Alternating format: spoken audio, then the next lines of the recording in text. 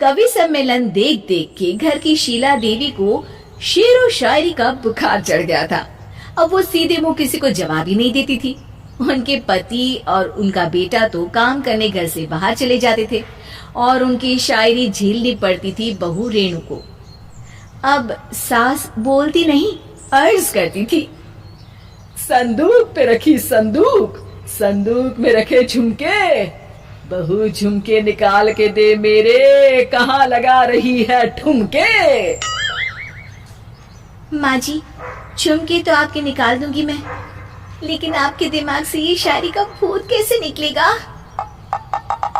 छोटे लोग नहीं समझेंगे, शायरी है शौक बड़ा, तू अपने काम से काम रख, मेरे काम में मत टांग अड़ा।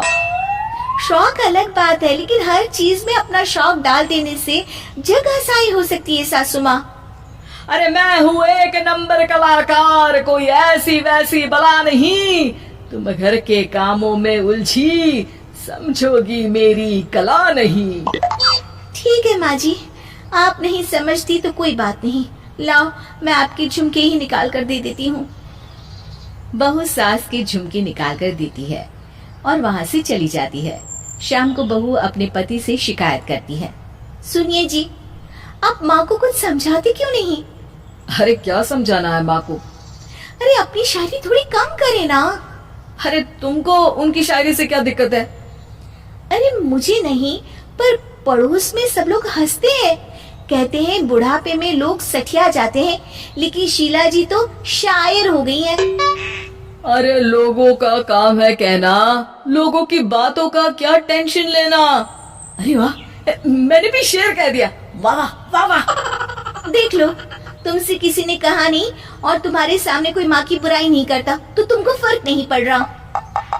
अरे तुम खामखा की बात का बतंगड़ बना रही हो। चलो चाय बना कर ले आओ मेरे लिए, साथ पियेंगे, कोई ढंग की बातें करेंगे।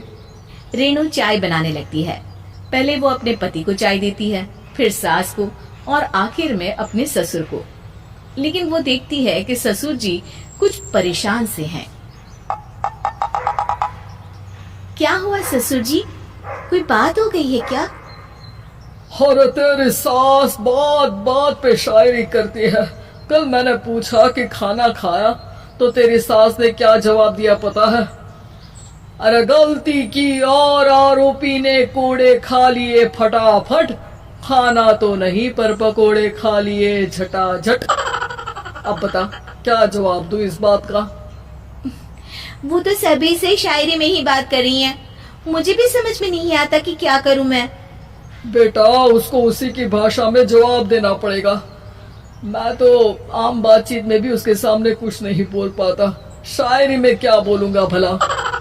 ससुर ने जैसे ही कहा कि उसको उसी की भाषा में जवाब देना पड़ेगा, बहू को ये बात जच गई।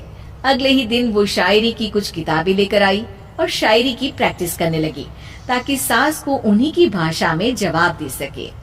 उसने दिन रात एक कर दिए। एक दिन सब साथ में बैठकर टीवी देख रहे थे, तभी रेणु सबके लिए बिरयानी बनाकर लाती है, लेकिन सास को बिरयानी भाती नहीं। कौवा करता काऊ काऊ, चिड़िया बोलती ची ची, इतना खराब बिरयानी बनाई है कि मुंह से निकले छी छी। बस इसी मौके का तो बहू को इंतजार था, क्योंकि अब बहू सास को उसी की भाषा में जवाब देने के लिए तैयार थी। माँ जी, हमको अपनी ये बेकार शायरी ना सुनाइए, जैसी भी बनी है बिरयानी चुपचाप खाइए। ससुर जी और रेणु के पति ने रेणु का जवाब सुनते ही जोर से ताली बजाई और सास ने जब रेणु का शायराना जवाब सुना तो उनके गले में बिरयानी अटक गई।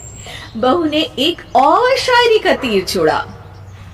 शायरी में बहू के सामने सास हो जाएगी ढेर, क्योंकि सास मारेंगी एक शेर तो बहू मारेगी 1.25 शेर। सास को छोड़ के सब वाह वाह करने लगते हैं।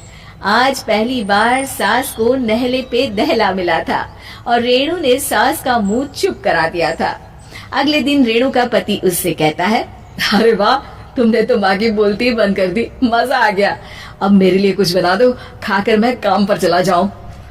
शायरी ही है मेरा जीवन, वही करूंगी जी भर के। नौकरानी रख लो कोई, काम नहीं करूंगी मैं घर के। अरे तुम क्या माँ जैसी हरकतें करने लगी? सीधे सीधे बात करो ना। हो गई कल शायरी, रोज थोड़ी ना करोगी। शीशी भरी गुलाब की पत्थर पे फोड़ दो, जो मुझे शायरी से रोके उसके कान मरोड़ दो। पति घबराकर वहां से चला जाता है और बाहर उसके पिताजी के पास जाकर बैठ जाता है। दोनों अपनी बीवियों की शायरी से परेशान है। ससुर को पछतावा होता है कि क्यों उसने बहू को सास की भाषा में ही जवाब देने का आइडिया दिया। अब तो घर में दो दो शायर हैं। दोनों एक साथ दुखी स्वर में कहते हैं, हम दोनों की ही बीवियां जब से शायर हो गई है, क्या बताएं, जिंदगी एक फटा हुआ टायर हो गई है।